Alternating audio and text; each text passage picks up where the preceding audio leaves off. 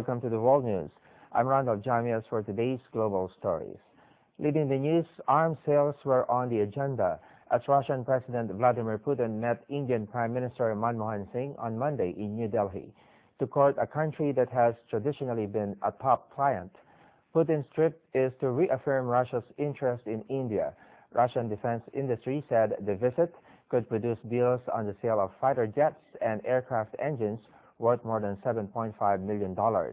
Relations between the world's second arms exporter Russia and India, its largest buyer last year, have also run into sporadic problems, including delays in the delivery of a reconditioned Soviet-built aircraft carrier, now expected late in 2013. India plans to spend about $100 billion over the next 10 years to upgrade its largely Soviet-era military equipment. The volume of Russia's bilateral trade with India was expected to reach a record $10 billion this year. When it comes to wind energy, Denmark is a pioneer. The 5,000 wind turbines on an offshore is a proof to this claim. Now let's head to Samso Island and meet some wind farmers. Jürgen is a farmer, but not the weed or tobacco kind. He harvests wind. The turbine he sees from his living room window is his. It cost him $1 million, but the investment paid for itself within 5 years. I, the whole time, think we must do some other things than buy oil from the Middle East and so on, and climate change and everything. So I was quite sure the whole time it was a good investment. Jürgen lives on Samso Island, Denmark, along with 4,000 other eco-minded Danes. Electricity here is 100% wind-generated, powered by turbines completely owned and funded by the islanders. A 1980s campaign to cut CO2 emissions put Denmark at the forefront of wind energy. Today, the tiny country produces more than 50% of the world's turbines. A quarter of the country's electricity is wind-generated, and the government aims for that number to jump to 50% by 2020. We are heavily dependent on import of fossil fuels in Europe. That's why our electricity prices in general are higher than they are in China or in US.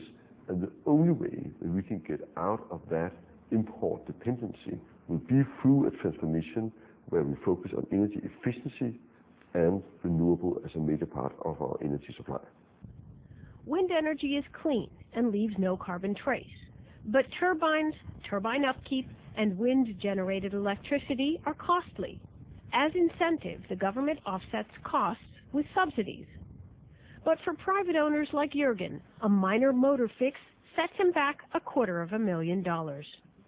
The hurt in the wallet is soothed by the knowledge that he's setting a renewable energy standard for the masses. Moving now to the Czech Republic, the carp sold at the country's Christmas markets are helping scientists confirm that the fish may have geomagnetic sensing capabilities, always lining up in a north-south direction. Tara Cleary reports. Every year, markets like this one all over the Czech Republic sell carp. It's a Christmas dinner tradition. But this year, researchers studied the fish before they ended up on a plate. Scientists wanted to prove that carp possess a capacity to perceive geomagnetic fields, always orienting themselves north-south. The research was initially carried out in ponds and lakes, but that proved tricky, and the results were inconclusive. Until one of the team's leading scientists, Vlastimil Hart, had a dream. Vlastně až po několika dnech tak do rána se mi zdálo o Vánocích, o tom, jak u nás v ulicích. For several nights I had a dream about Christmas, when the carp are sold from the tubs and streets. When I woke up, I thought this is a great idea for our research, and we have to put this into practice. I discussed it later with colleagues, and we decided that we would try to observe the carp in the tubs around Christmas time.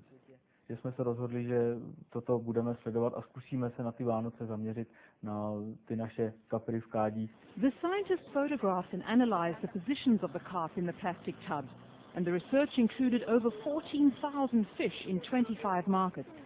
Hart says one of the reasons the vats work so well is because there are no corners or flat surfaces to block the carp, and the circular bins allow the fish to move naturally. The result? The majority of fish aligned themselves along the north-south axis.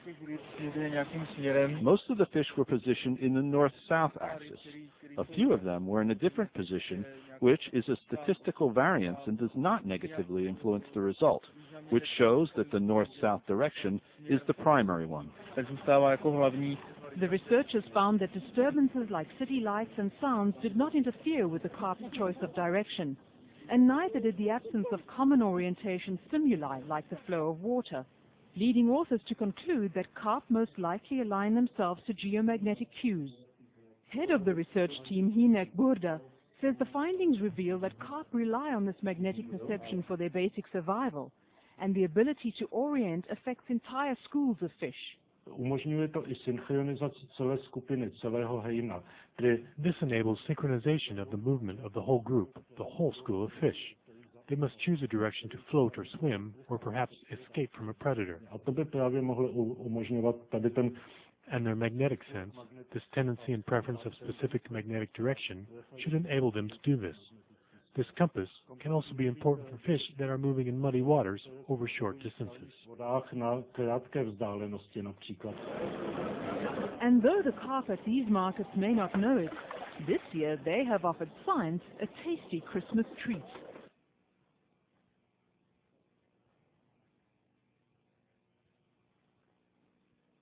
Now in Christmas news, Santa Claus came to the Thai town of Ayutthaya on Monday in the shape of elephants. Elephants, big and small, paid a visit to children at the Girasar Tritaya school to dance to Christmas songs and hand out toys. Students took turns not only grabbing dolls and toys, but feeding the elephants as well.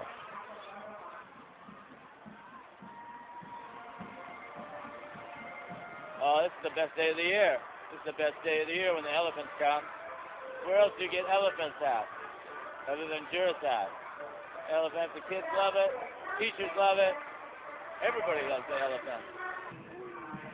The school is the largest private school in Ayutthaya, with approximately 3,500 students ages 3 to 15 years old. Still on Christmas news, what will you wish for this Christmas? Real reindeers, pet pigs, or the very latest in toy technology? It's all possible this festive season at a price. This winter, Angie will be traveling up and down the country with her specially trained reindeer, with prices starting at 500 pounds per day, including a handler. What about a pet pig? For a similar sum, this miniature breed of pig could be yours in time for Christmas Day. Here in London, the top toys for Christmas have been launched and are already flying off the shelves. Parents this year, in spite of economic gloom, are expected to spend around 100 pounds per child. And in Colombia, Bethlehem came to Bogota this year as the world's largest nativity village opened in Colombia's capital for the Christmas season. Families have been flocking to the village since early December. The presentation marks the events leading up to the birth of Jesus, starting with the Annunciation to the Virgin Mary. The village has been set up in Bogota's Bolivar Park. A combination of live actors and statues make up the Nativity Village, which draws some 80,000 visitors daily. Last Christmas, the event went to Mexico and hopes to bring it to other countries such as Brazil, Chile, and Panama in the future.